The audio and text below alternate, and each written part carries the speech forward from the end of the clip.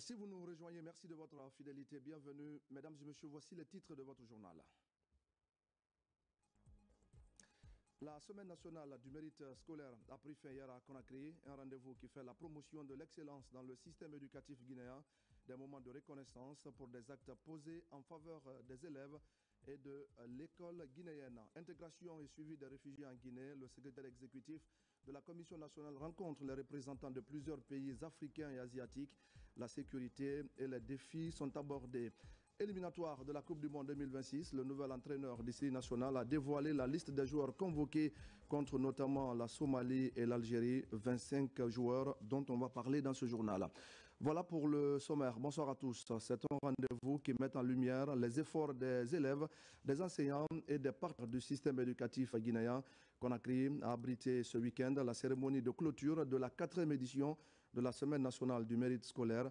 Pour l'occasion, le Premier ministre a réaffirmé l'engagement du gouvernement à faire de l'éducation un levier de développement et de compétitivité pour la Guinée.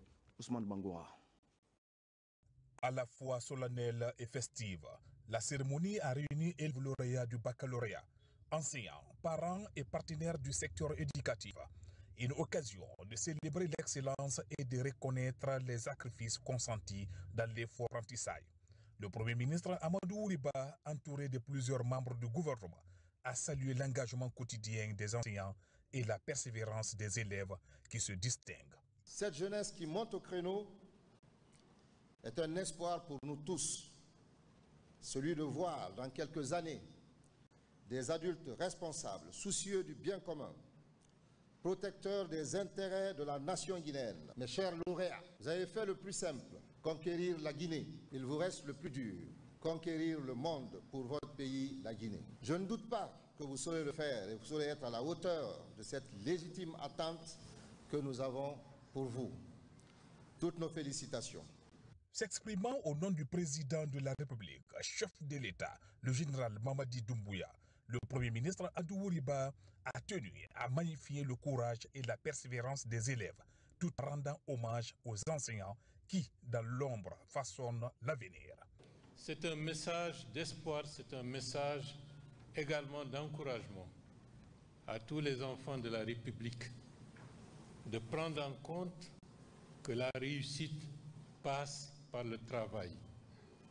Le travail, l'effort, le don de soi, la volonté de briser les plafonds de verre, c'est par cette vision et c'est par cette dynamique qu'une société peut progresser. Ce que nous sommes en train de faire n'est pas quelque chose de fortuit. Ça reprend le credo essentiel que le président de la République, dès le 5 septembre 2021, a inscrit comme étant l'axe de transformation sociale de la République de Guinée. C'est-à-dire, il faut changer de paradigme, changer la Guinée de la manière la plus positive. Maintenant, ce changement, et j'ai bien aimé la citation de Nelson Mandela, l'éducation est l'arme la plus puissante que vous pouvez utiliser pour changer le monde. Dans le cas de la Guinée, nous ne faisons qu'appliquer cette vision qui consiste, pour changer la Guinée, il faut changer fondamentalement le système éducatif en l'améliorant. La cérémonie a également été marquée par des distinctions spéciales. Figure emblématique du corps enseignant, Étienne Molo, centaine et modèle de dévouement, a été honoré. De même, les réussites guinéennes à l'international ont été valorisées. Désormais, la SENAMSCO s'impose comme une véritable vitrine annuelle de l'excellence scolaire en Guinée.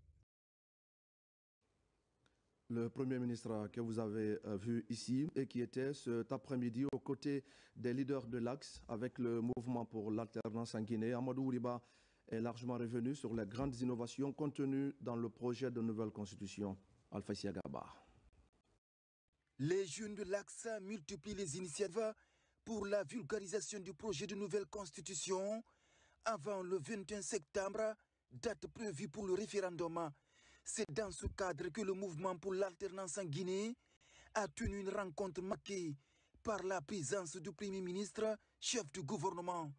Amadou Ouriba a à l'occasion présenté les grandes innovations contenues dans la future loi fondamentale. Nous sommes là pour transformer la Guinée. Parce que ne pas transformer la Guinée, c'est retomber dans des problèmes et les crises que nous avons connues pendant des décennies et des décennies. Et la volonté d'aujourd'hui, c'est de tourner définitivement cette page. En tournant définitivement cette page, il faut inscrire cela dans les lois de la République. C'est dans ce sens que le projet constitutionnel consacre des droits constitutionnels à tous les citoyens de la République de Guinée, y compris à ceux qui habitent l'Axe.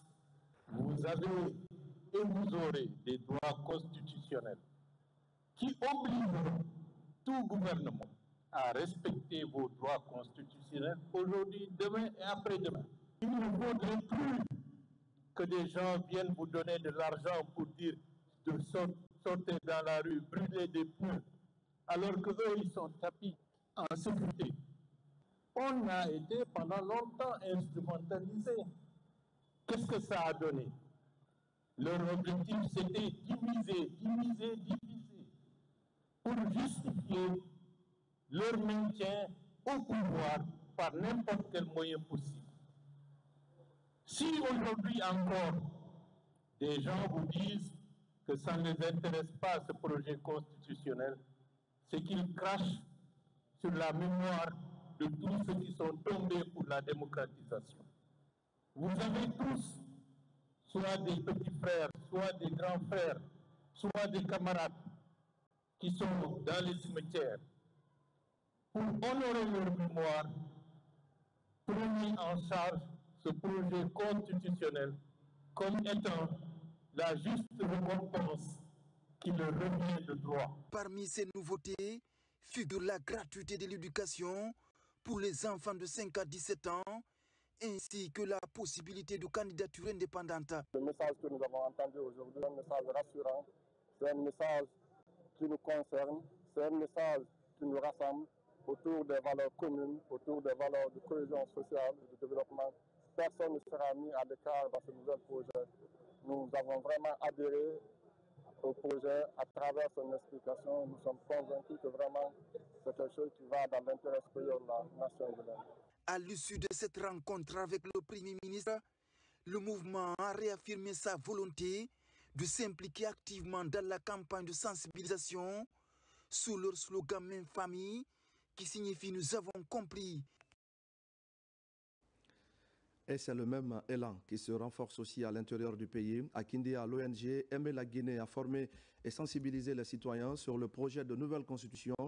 Un exercice pour faire comprendre le texte, mais aussi pour expliquer les avantages liés à la participation au référendum du 21 septembre prochain. Bakari Bamba Kondé.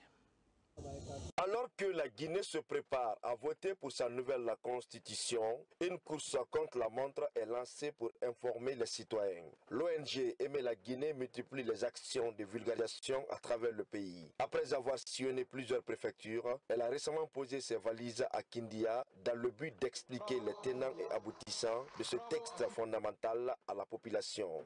Prenons soin de ce que nous avons, prenons soin de ce que nous voulons être. Et pour le faire, il faut nécessairement que nous maîtrisions notre droit fondamental qui est la nouvelle constitution qui, très certainement, après le 21 septembre 2025, sera la nouvelle constitution de la République de Guinée. Les équipes de l'ONG Aimer la Guinée ont organisé des rencontres publiques et des sessions de questions-réponses avec les habitants. L'objectif est de démystifier le langage juridique et de rendre la nouvelle constitution accessible à tous en abordant des points clés tels que les droits et devoirs des citoyens, l'organisation des pouvoirs publics et les garanties démocratiques. Nous avons encore été outillés davantage sur le contenu de cette nouvelle constitution et qui nous revient des droits dorénavant d'être des porteurs de messages auprès de nos communautés, leur faire comprendre qu'est-ce que c'est que cette nouvelle constitution. Merci pour tout ce que vous êtes en train de faire pour cette coordination, parce que c'est grâce à vous, cette coordination est en train de chercher à aller dans toutes les régions pour aller faire la vulgarisation. En portant la connaissance de la nouvelle constitution au plus près des citoyens, Aimer la Guinée contribue à renforcer la compréhension des Guinéens autour du projet de la constitution et les encourager à se mobiliser massivement au référendum à venir. À Kaloum, le conseil communal chargé de la vulgarisation du projet de nouvelle constitution a sillonné les différents quartiers de la commune. Une tournée qui a permis aux populations de mieux comprendre le contenu du projet de la loi fondamentale. Le conseil et ses associés exhortent les citoyens à assurer la restitution partout et notamment dans les différentes familles. Reportage Amadou Bailobari. Dans le cadre de la vulgarisation du projet de la nouvelle constitution, la commune de Kaloum a organisé une tournée de sensibilisation à travers les 11 quartiers. Partout, le contenu de ce texte suprême a été expliqué en langue nationale aux citoyens. Nous avons fait le lancement à la mairie le 14 août et depuis ce jour, le comité communal était sur pied. Nous avons passé dans les différents quartiers, bien sûr, et nous avons vulgarisé le contenu de ce projet de nouvelle constitution et nous avons enseigné les 199 articles de façon essentielle. Les responsables des différents quartiers de Kaloum se sont félicités de la réussite de cette tournée et ont demandé aux citoyens d'élargir avec une pédagogie adaptée la sensibilisation pour faire connaître les enjeux de ce projet de nouvelle constitution. Nous recommandons à nos citoyens, eux aussi, ils doivent faire la vulgarisation au niveau de la famille, des concessions, des mosquées, pour mieux comprendre ce que c'est la nouvelle constitution.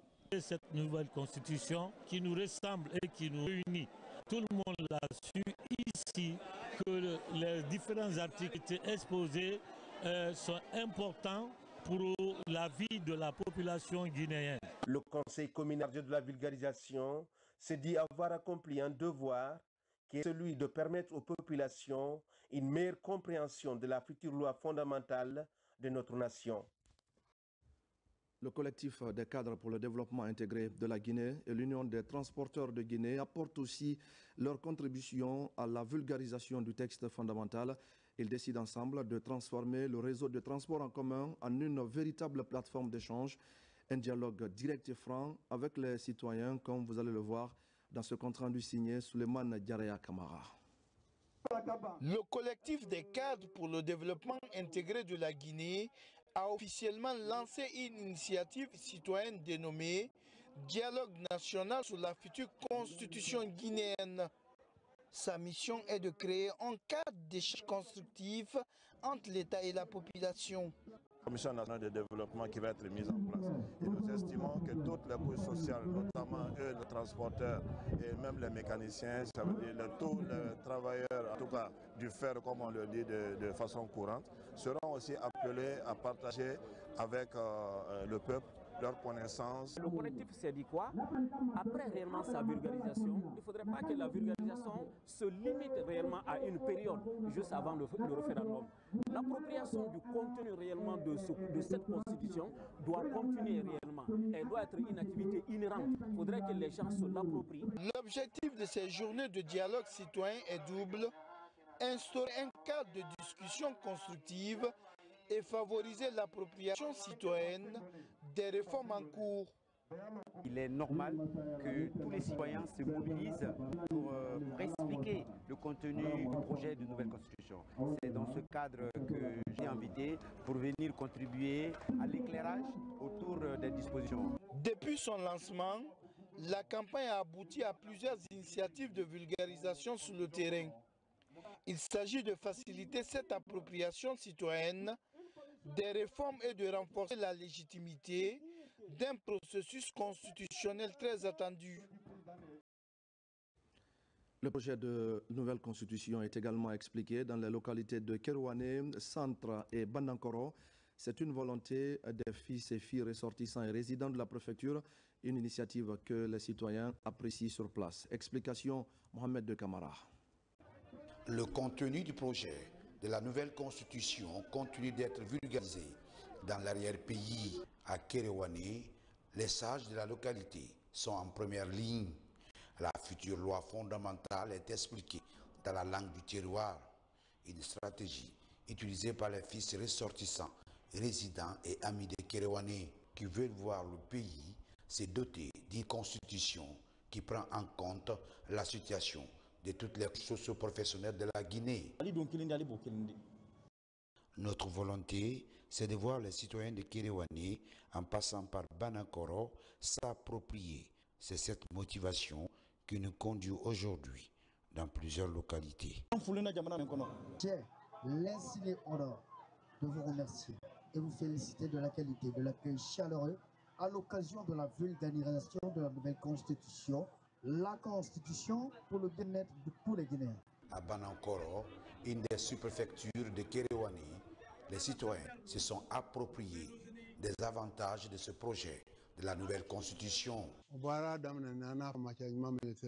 La notabilité de Kéréouané, par ma voix, se réjouit de la volonté de ses fils à venir expliquer le contenu du projet de la nouvelle constitution. À présent, les citoyens savent sur quel pied faut-il danser.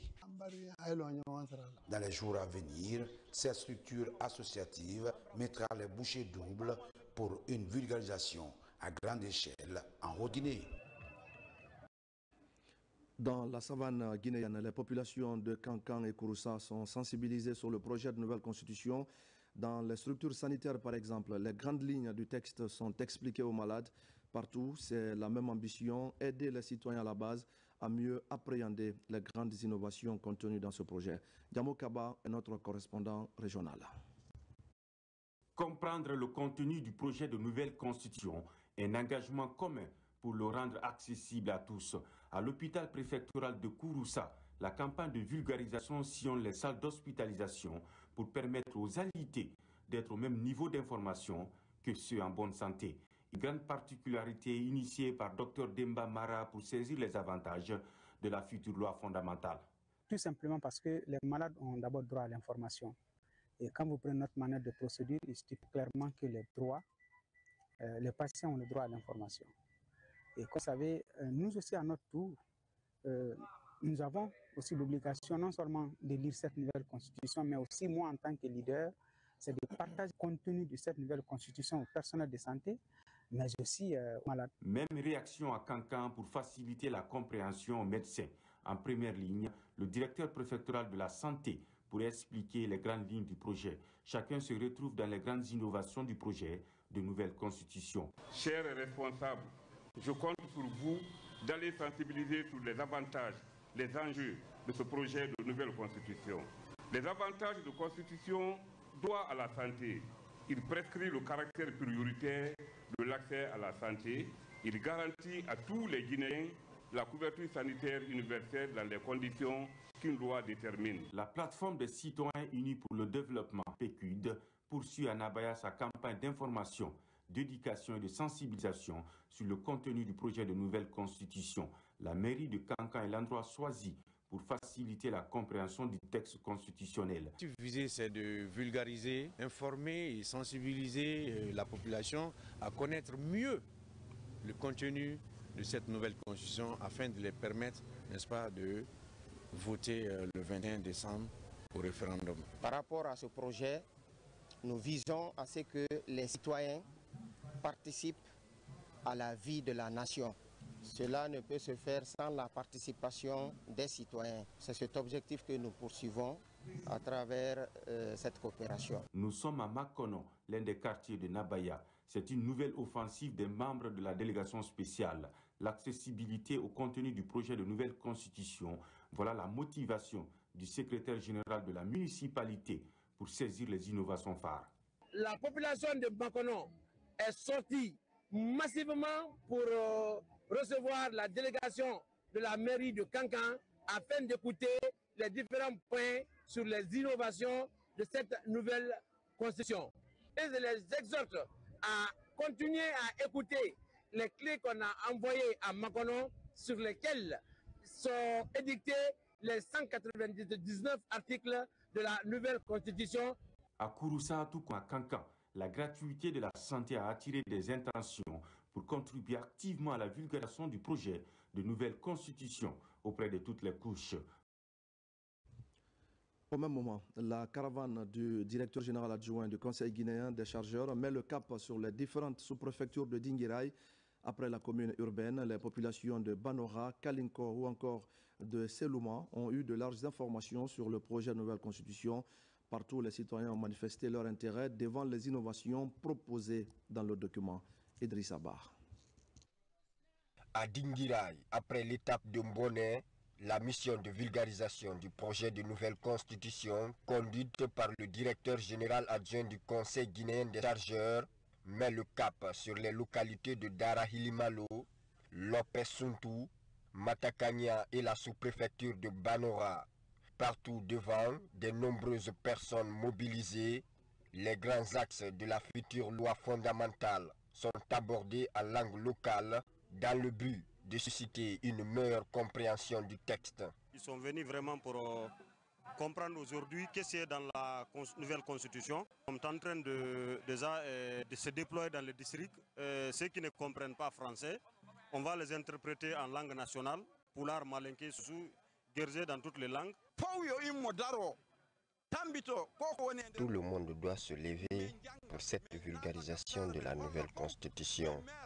Si on est tous les districts de Kalinko, allez expliquer le contenu de ce document dans les langues.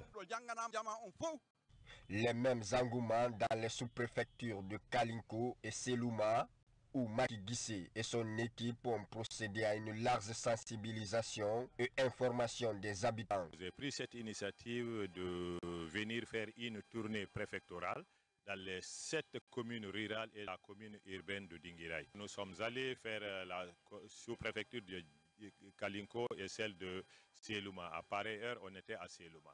Donc le périple continue. Aujourd'hui, on est en train de conférer avec certains citoyens au niveau de la commune urbaine ici.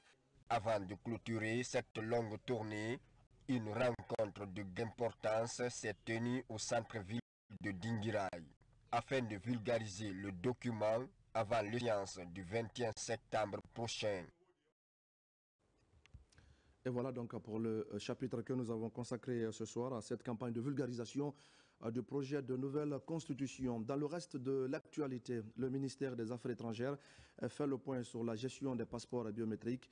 Des statistiques sont données depuis le début de l'opération. L'objectif est de rassurer nos compatriotes du sérieux qui caractérise le processus de confection et de distribution des passeports biométriques. Compte rendu, Makeme Dozo.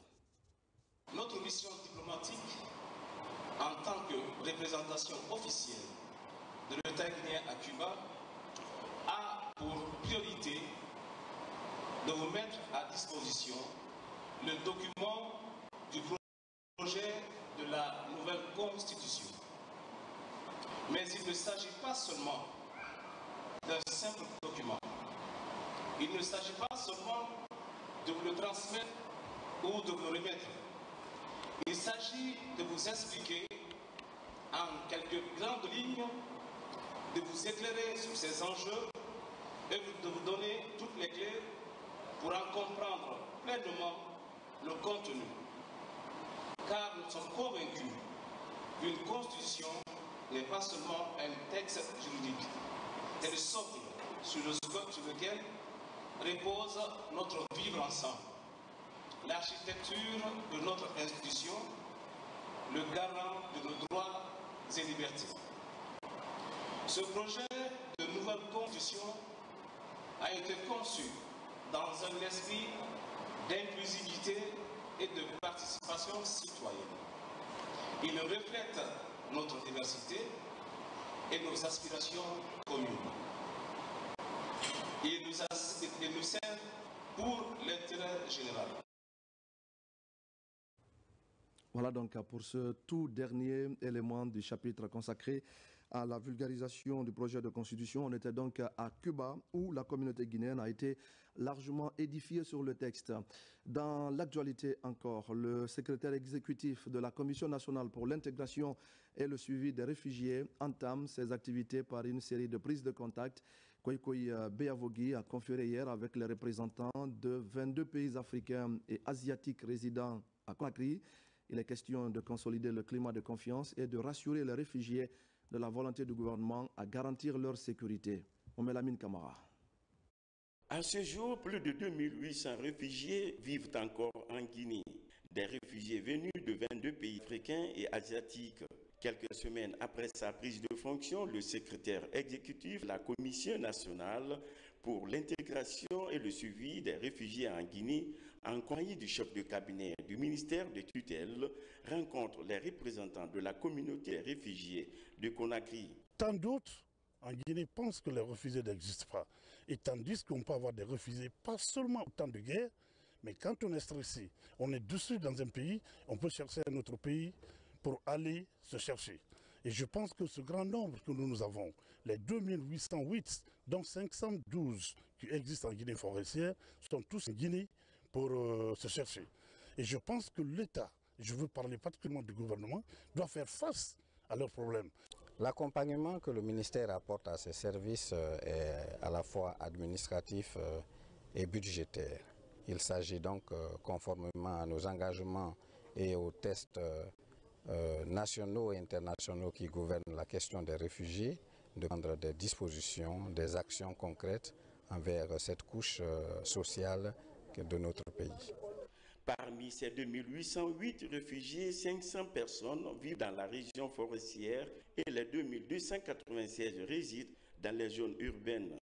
Cette main tendue du secrétariat exécutif consiste à rassurer cette communauté étrangère à se sentir en toute sécurité en Guinée. À l'époque, je crois qu'il y avait une certaine négligence, mais le fait que le président lui-même ait pris un décret pour nommer une commission qui doit suivre les réfugiés en Guinée, je crois que c'est une très bonne chose. Moi, je pense que ça change des choses. Je crois que c'est le début des sérieux. Parce que quand c'est le président qui prend les choses en main et nomme les personnes responsables, je pense que ça va se passer très bien. Ce conclave donne désormais une lueur d'espoir pour ces réfugiés à participer activement à la vie socio-économique de leurs différentes communautés d'accueil. Lutte contre les déchets dits dangereux et des produits chimiques, les acteurs engagent une synergie d'action autour des conventions internationales dont la Guinée est signataire. La mesure devra permettre de garantir la santé humaine et environnementale. Des détails avec Ousmane Ba. Une vision commune pour relever le défi croissant de la gestion rationnelle des produits chimiques et déchets dangereux. Une nouvelle mesure qui nécessite la synergie entre les conventions de Bâle, de Rotterdam, de Stockholm et Minamata ainsi que le cadre mondial sur les produits chimiques. Des efforts pour contribuer à la protection de la santé environnementale et humaine. Ce projet de synergie des conventions d'une durée de 3 ans est une approche qui s'inscrit dans le renforcement de la coordination et de l'harmonisation des stratégies et actions pour assurer la protection des vies humaines contre les risques des produits chimiques et dangereux pouvant affecter la santé de nos populations et ainsi compromettre le développement socio-économique de notre pays.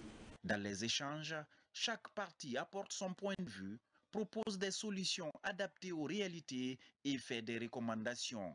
La synthèse aboutira à des résultats permettant de circonscrire le danger lié aux déchets et produits chimiques. On ne peut pas rester ici, parler de texte, sans consulter les chargés de l'application directe. Donc, ils font un tour dans les régions. À la fin, il y aura un atelier national qui va valider ces textes et ces textes sont soumis à la signature des autorités. La CGGI, en tant que représentant du secteur privé dans son ensemble, va essayer, au-delà de cet atelier, d'avoir des séminaires de sensibilisation, mais surtout de connaissance de ces textes, de cette synergie, qu'est-ce que ça donne et qu'est-ce que la législation guinéenne va retenir, afin que nous ayons une vision claire pour le secteur privé, les entreprises, comment utiliser ces produits toxiques et surtout ces produits chimiques.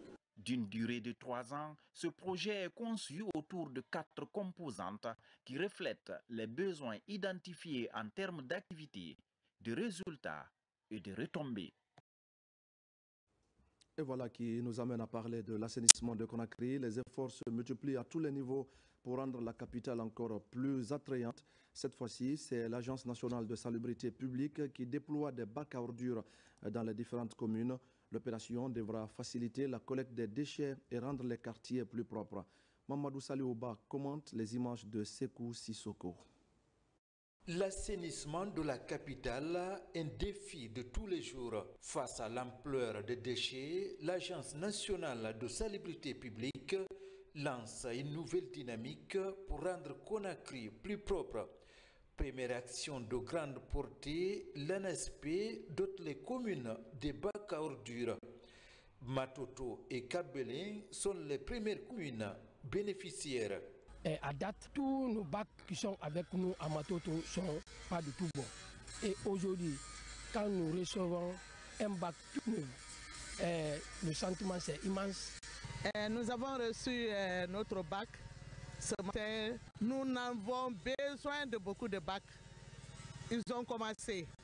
Nous leur souhaitons enfin qu'ils redoublent d'efforts afin qu'on ait plus de bacs. Avec le déploiement de ces équipements, la nouvelle équipe dirigeante de l'ANSP affiche une ambition claire, celle d'améliorer la collecte des déchets et rendre les quartiers de Conakry plus propres. Cela s'inscrit dans le cadre de la refondation du secteur prônée depuis le 5 septembre 2021 par le président de la République, le général Mamadi Doumbouya. Cette refondation du secteur est aujourd'hui concrétisée à travers le ministère de l'administration du territoire qui est en train de tout faire aujourd'hui pour donner des bacs aux communes, pour accompagner les communes à des moyens logistiques adéquats pour essayer d'enlever toutes les ordures à travers la ville de Conakry. Après Matoto et Kabelin, l'ANSP poursuivre le déploiement des équipements de collecte d'ordures dans d'autres communes de Conakry. La volonté est claire, rendre la capitale plus saine et agréable pour ses habitants. En Haute-Guinée maintenant, l'orpaillage artisanal a longtemps utilisé le mercure au détriment de la santé et de l'environnement. Les acteurs viennent de se réunir à Conakry pour évaluer les progrès enregistrés par le projet Planète Gold Guinée, une initiative qui ambitionne de restreindre jusqu'à éradiquer l'usage de ce métal toxique. Maïmouna Bella Diallo et Marwan Kamara. En Haute-Guinée, cœur des zones minières, le mercure reste un outil largement utilisé pour l'extraction artisanale de l'or. Une pratique efficace, mais lourde de conséquences pour la santé humaine et l'environnement. Pour inverser la tendance, les acteurs du secteur et leurs partenaires se réunissent à Conakry pour évaluer les avancées du projet Planète Gold Guinée. Nous avons accompagné l'État guinéen sur les textes réglementaires. Nous avons fait un projet d'aide à la formalisation. Les questions de sensibilisation pour éviter l'utilisation du mercure dans l'orpaillage, et cela a été effectif dans des activités. Cette rencontre permet aux parties prenantes de mesurer le niveau d'exécution et de formuler des recommandations pour de meilleurs résultats sur le terrain. Moi, personnellement, ça m'a permis de comprendre certaines marches et le fait de demander au projet de revoir la position par rapport aux objectifs, ça a été une très bonne orientation. Ce comité de pilotage donc, nous a permis de passer en revue les différentes activités, mais également aussi le budget et se planifier dans l'année. Et ce qui est évident comme recommandation, on a demandé au projet de travailler sur un programme plus réaliste avec un chronogramme plus détaillé, avec tout ce qui est descriptif des activités, mais également aussi il est envisagé des acquisitions des équipements à l'attention des orpailleurs sur le terrain. Soutenu par le programme des Nations Unies pour l'environnement et mis en œuvre par le ministère de l'Environnement, ce projet vise à réduire, voire éliminer l'usage du mercure dans l'orpaillage artisanal et à petite échelle en Guinée. Une question à présent dans ce journal. Comment transporter les échantillons prélevés d'un laboratoire à un autre? C'est une question cruciale dans la mesure où le matériel utilisé joue parfois un rôle de premier plan. La Direction nationale des laboratoires vient ainsi de se doter de nouveaux équipements, des matériels essentiels qui vont faciliter le transport sécurisé des échantillons. Tierno Marouf Ba. Le transport des échantillons prélevés dans les laboratoires périphériques vers le niveau central nécessite des mesures de sécurité adéquates. La Direction nationale de laboratoire se dote ainsi de nouveaux matériels. Des équipements qui vont servir à faciliter le transport en toute sécurité des échantillons prélevés dans les laboratoires du pays. Family Health International 360 est le principal donateur. Ce matériel est composé de frigos qui vont nous permettre de conserver les échantillons, des consommables pour le prélèvement des échantillons, des glacières où on va mettre les échantillons, les caboglaces pour maintenir les échantillons dans de meilleures conditions, les étiquettes de danger qui va nous permettre qu'on colle sur le glacier, qui permet aux gens d'expliquer, de savoir exactement qu'il s'agit des échantillons qui sont dangereux. Il s'agit d'un don pour vraiment étoffer les intrants et les consommables, ainsi que le petit matériel qui est destiné à un transport efficace des échantillons biologiques, quelle que soit l'origine, donc même au niveau communautaire et sur tout le territoire national. Composé de matériel essentiel de laboratoire et de communication, ce geste de cette ONG internationale intervient à un moment où la Guinée fait face à plusieurs épidémies. Mais si les échantillons n'arrivent pas au laboratoire, on ne peut pas les analyser. Et on avait assez de difficultés par rapport au transport de ces échantillons.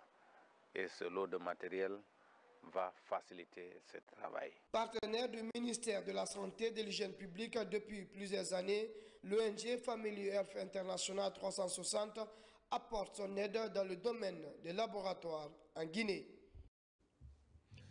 Le ministre de l'Élevage entame une série de visites dans les fermes avicoles. Cette fois, c'est à Tondon, dans la préfecture de Debreka, que Félix Lama s'est rendu pour rencontrer les éleveurs de la localité. Il veut s'imprégner des réalités de la filière avicole et trouver des solutions pour accroître la présence des produits locaux sur nos marchés. Noumousso Diakité. L'objectif de ces visites est d'établir un contact direct avec les acteurs de la filière avicole, de valoriser la production locale, d'encourager son industrialisation en conformité avec le schéma transformationnel du ministère de l'Élevage qui prône la lutte contre l'insuffisance alimentaire. C'est de voir avec les acteurs quelles sont les difficultés qu'ils rencontrent dans l'exercice de leur activité, et voir aussi avec eux dans quelle mesure ils peuvent participer avec nous, ministère de l'Élevage, à l'atteinte de l'objectif d'autosuffisance alimentaire et nutritionnelle en République de Guinée. Nous voulons surtout impulser auprès de ces acteurs-là un élevage moderne, donc un élevage intensif pour répondre à la demande de la population guinéenne, en les accompagnant, en les soutenant avec nos partenaires techniques et financiers. La ferme avicole Sopras, avec 50 000 poules pondeuses pour une production de 1200 alvéoles par jour, ainsi que le complexe avicole TMD et son unité moderne de production de poulet de chair, sont les premières étapes de cette visite. Un grand honneur pour nous. Aujourd'hui, c'est l'autosuffisance alimentaire qu'il faut dans notre pays. Quand on venait d'arriver, les œufs qui étaient sur le marché, c'était pratiquement les œufs importés. On s'est dit qu'on ne peut pas être là que nous sommes alimentés par les pays étrangers, surtout notre aliment de base. C'est pourquoi on s'est lancé là-dedans pour vraiment essayer d'alléger le prix des œufs sur le marché. Aujourd'hui, nous avons essayé d'attaquer le marché de Madina avec les grossistes. Malheureusement, à cause du prix du poulet importé, nous n'arrivons pas à écouler. Donc là, nous ficelons des contrats. Nous sommes en train de négocier des contrats avec des sociétés minières qui ont des bases vie, avec des hôtels, afin de pouvoir écouler les produits. Cette visite guidée vise également à établir un nouveau réseau de valeurs et de collaboration entre les différentes parties prenantes du secteur de l'élevage dans le pays. Rencontre à Kindia des acteurs régionaux impliqués dans la vulgarisation du contenu des instruments de sauvegarde sociale et environnementale du projet d'intégration numérique en Afrique de l'Ouest. Une rencontre préparatoire en prélude à l'arrivée prochaine du second câble sous-marin en Guinée, en toile de fond, faciliter la connexion Internet et mobile dans notre pays. Falilou Diallo. Cette rencontre de Conakry s'inscrit dans le cadre de la mise en œuvre du projet Fonio durable en Guinée. Le Centre pour la promotion des importations en provenance des pays en développement appuie le processus pour la période 2022-2026. La Guinée est bien située parce que c'est le premier producteur du monde du fonio. Et donc, comme le fonio en Union européenne, ce n'est pas encore trop connu, mais c'est possible maintenant d'exporter vers l'Union européenne. Et donc, le CBI a décidé de soutenir la Guinée pour développer le secteur et pour aussi éventuellement exporter aussi à la communauté de l'Union européenne. En Guinée, le ministère du Commerce, à travers l'Agence guinéenne de promotion des exportations, pilote l'exercice. Les cadres de ce service et autres acteurs de la filière s'approprient les techniques d'organisation de rendez-vous B2B entre entreprises privées. La conquête des marchés à l'international, notamment le marché européen, est dans la ligne de mire. Nous avons des braves dames dans le pays profond, notamment en Haute-Guinée et en Moyenne-Guinée pour cette filière-là, qui produisent beaucoup de fonio, mais ensuite ils ne savent pas, quand ils veulent l'écouler sur le marché international, ils ne savent pas comment le faire. Donc ils ont besoin de renforcement de capacité pour savoir comment chercher de la clientèle à l'international et vendre leurs produits pour avoir des revenus. La transformation structurelle de notre économie, de la valorisation de nos filières agricoles et du positionnement stratégique de nos produits sur les marchés internationaux, une priorité nationale conformément à l'axe 1 du programme Simandou 2015. Dans les 6 prochains mois, ces acteurs sont tenus de formuler 3-4 activités concrètes pour améliorer la production de cette céréale très prisée sur le marché international. Voilà, mesdames et messieurs, vous l'aurez compris, c'était le compte-rendu de Falilou Diallo par rapport à la production du fonio, donc avec ces initiatives qui se mettent en place et ces rencontres pour accroître le rendement de ce secteur. Dans la préfecture de Kissidougou, les bénéficiaires du programme de renforcement de la résilience à l'insécurité alimentaire et nutritionnelle au Sahel sont formés sur le manuel de mise en œuvre du projet. Ce document stratégique vise à guider efficacement les acteurs impliqués dans la réalisation des activités sur le terrain. L'initiative s'inscrit dans une dynamique de lutte contre la pauvreté et de promotion de la sécurité alimentaire. Souleymane Kouyaté et Marwan Kamara. La préfecture de Kissidougou est l'une des zones d'intervention du programme de renforcement de la résilience à l'insécurité alimentaire et nutritionnelle au Sahel. Pour sa mise en œuvre dans cette localité, un document de référence est présenté aux bénéficiaires du projet. Il définit les règles et les procédures pour le financement du projet. Le document retrace toutes les grandes lignes par rapport au financement des sous-projets. Si on ne montre pas aux bénéficiaires, donc ça va être compliqué. C'est une manière de faciliter les activités qui doivent vraiment être réalisées. Ce document, c'est, si vous voulez, la boussole. Autrement dit, c'est la loi qui va gouverner depuis la conception jusqu'à la finalisation, n'est-ce pas, des sous-projets. Ces 3 jours de travaux regroupent les acteurs du monde rural avec pour objectif de les outiller sur le contenu du document afin de mieux orienter et structurer les activités de la sous-composante. Ce document ne sera qu'un guide, une orientation pour les acteurs cibles du projet ayant des idées de projet. Je remercie le ministère de l'Agriculture pour l'élaboration, la mise en route des cellules administratives et techniques du projet. Ce n'est pas fortuit qu'on a désigné Kissidougou. Kissidougou, c'est une zone agricole. Donc, je remercie beaucoup le gouvernement et plus nos frères qui pilotent le projet. Je vais les accompagner pour la réussite de ce projet. Le programme de renforcement de la résilience à l'insécurité alimentaire et nutritionnelle au Sahel est un programme multisectoriel qui vise à contribuer au développement et à la promotion de l'entrepreneuriat dans les zones ciblées. Il renforce également les capacités des communautés à faire face aux défis alimentaires et nutritionnels. Les acteurs des secteurs publics et privés se retrouvent également à Koya. Ils échangent sur la conception et la mise en œuvre d'une norme d'adressage numérique et d'un système de codes postaux de notre pays. Une volonté du gouvernement qui vise à créer des technologies postales sur l'ensemble du territoire national. Mangué Dantouma Souma.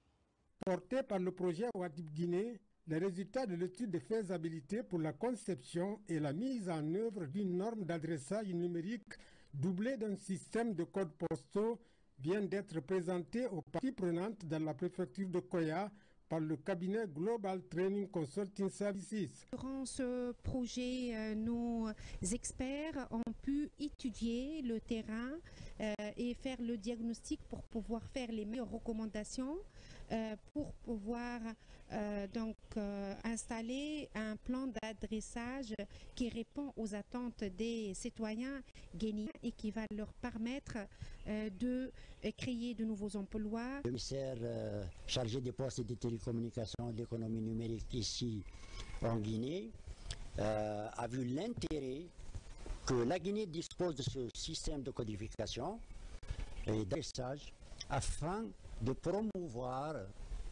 la logistique au niveau de tous les territoires guinéens et surtout au vu du développement du e-commerce. Venus des services publics et privés, les participants à la rencontre sont unanimes sur l'opportunité de la démarche. Dans le cadre de ce projet-là, nous allons mettre en place des adresses numériques pour permettre à la Poste guinéenne et à toutes les entités qui font de la livraison, qui sont dans la logistique et qui sont globalement dans le commerce électronique de pouvoir travailler efficacement et de produire plus de services et de rentabilité pour le bien de nos concitoyens. Le gouvernement guinéen, sous l'ancrage du ministère des Postes et Télécommunications et de l'économie numérique sur financement de la Banque mondiale, vise la modernisation des services postaux, l'effectivité de l'adressage numérique et du commerce électronique pour le bonheur des Guinéens. Des engins roulants sont mis à la disposition des services d'hygiène, de santé et d'autres entités relevant du gouvernorat de Conakry. Une action portée par la gouverneure de la ville en soutien aux agents œuvrant dans ces secteurs stratégiques. Il s'agit d'améliorer les conditions de travail pour accroître l'efficacité et la qualité des services rendus. Moussa Bangoura et Ousmane Kamara. Dans la vision de mieux encourager les agents sur le terrain pour un rendement de qualité, l'autorité régionale accompagne le service hygiène et salubrité du gouvernorat de Conakry. Ce sont des engins roulants qui ont été donnés. C'est pour faciliter la mobilité des acteurs, mais également les inciter à plus de résultats dans leur mission. Il y a peu de temps, Conakry est passé de 5 à 13 communes. Donc il fallait forcément donner les moyens de déplacement pour les 7 nouvelles communes pour mieux leur permettre de travailler. Et je les invite à continuer dans la lancée que nous avons commencée. En plus de l'hygiène, le service d'élagage et le courrier central du gouvernorat ont bénéficié aussi de cet accompagnement. Sans l'hygiène, l'homme ne peut pas être en bonne santé. Si elle octroie tous les moyens que nous avons souvent demandés, nous motiver à bien faire le travail. Au nom des communes bénéficiaires de ces gestes magnanimes de Madame la gouverneure, nous comptons aller jusqu'au bout et nous remercions l'ensemble des travailleurs de la ville de Conakry. Ce sont les démembrements basés dans les nouvelles communes de la capitale qui sont concernées par cet appui du gouvernorat de Conakry. Dernier virage de ce journal avec tout d'abord ces entreprises guinéennes qui s'affirment et qui font la fierté du pays. C'est le cas par exemple de la société Marifala, devenue ces derniers temps un acteur clé du développement socio-économique. Spécialiste du meuble et de l'ameublement, Marifala innove avec des tables-bancs modernes 100% made in Guinée pour nos écoles, une production locale qui favorise l'insertion professionnelle des jeunes. Mounir Bari, Sidiki Sissé et Fatoumata Yari Damba. Leader dans le domaine du meuble et de l'ameublement guinéen, Marifala lance sur le marché de nouveaux modèles de tables-bancs destinés aux écoles, une initiative portée par son président directeur général. Depuis maintenant plus de 2 ans, nous sommes à Mafereya. À chaque fois qu'on s'organise à faire d'innovation, on crée des produits pour notre marché en fait, local ici. La dernière fois, on a été dans les maisons préfabriquées. Et cette fois-ci, on a pensé un peu à aller vers le table-banc pour les élèves et maîtres élèves. L'autre avantage, pour ceux qui cherchent à exporter ou bien à envoyer lointain de Conakry, on peut produire encore des tables-bancs démontables. L'entreprise propose des tables-bancs, dont un spécialement conçu pour les maternelles. Ces équipements sortent d'usines modernes avec un personnel qualifié garantissant qualité et rapidité de livraison. Nous sommes très bien équipés. Nous avons des machines numériques. Je pense que vous avez eu la chance de visiter un peu notre usine de production où on fait les tables-bancs. Les minimums de production par jour, on fait 200 tables par jour. La production de ces tables-bancs scolaires, c'est un processus bien précis qui nécessite une grande attention au niveau de détails, de dimensions, de définition et une créativité au niveau de design et conception. Nous utilisons des matériaux locaux de haute qualité, des méthodes de fabrication modernes avec des machines numériques pour créer des meubles durables, confortables et résistants. Ces tables-bancs modernes reflètent l'attachement de Marifala au savoir-faire guinéen et au respect du contenu local. Je vois ces tables-bancs comme une réelle opportunité dans le cadre de la promotion du contenu local. Non seulement elles sont fabriquées en Guinée, elles reflètent également le savoir-faire de nos entreprises locales et de nos artisans. Alors, c'est ce genre de projet que nous recherchons à travers la promotion du contenu local. Je suis chargée de rechercher les meilleurs fournisseurs locaux pour nos matériaux et équipements. Cela me permet de contribuer à la croissance économique locale et de promouvoir les entreprises guinéennes. Forte de son expérience, Marifala réaffirme sa capacité à équiper durablement et à moindre coût les écoles de Guinée et de la sous-région. Un mot de sport, je le disais tout à l'heure au sommaire, les éliminatoires de la Coupe du Monde 2026, la Guinée s'apprête à négocier 2 matchs les 5 et 8 septembre contre la Somalie et l'Algérie. C'est au compte des 7e et 8e journées. Le tout nouveau sélectionneur du style national, Paulo Duarte, a publié une liste de 25 joueurs, dont 2 locaux, pour ces différentes rencontres. Les détails avec Abdoulaye Diallo et Sadouba. Se repositionner dans le groupe G, adopter une exigence à tous les niveaux pour les résultats escomptés, tels sont entre autres les mots d'ordre de Paulo Duarte. Pour son baptême du feu avec la sélection guinéenne, le technicien portugais a convoqué 25 joueurs dont 2 locaux, Alassane Bangoura et Bachir Bangoura du milieu FC de Cancan. Sans oublier la première de Moussa Balakonte, le milieu de terrain de Young Africans de la Tanzanie. Faire le maximum de points dans ces 4 matchs qui restent, récupérer l'équipe psychologiquement le meilleur possible, voir dans 7 matchs, dans ces 2 prochains matchs et après dans le match d'octobre, voir avec quels sont les joueurs qui je peux compter sur l'avenir, dans quel système ou dans quelles options, en fonction de la qualité ou de la disponibilité du joueur que j'ai avec moi, voir quel est le meilleur système. On doit toujours travailler le système. Paulo Duarte fera ses 2 sorties sans certains joueurs cadres, notamment le capitaine Nabi Keita. Des absences liées à diverses raisons, selon le sélectionneur.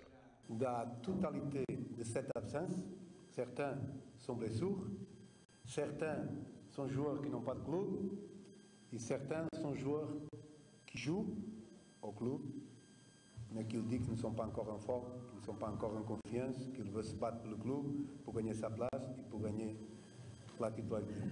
Donc je parle de 14 jours.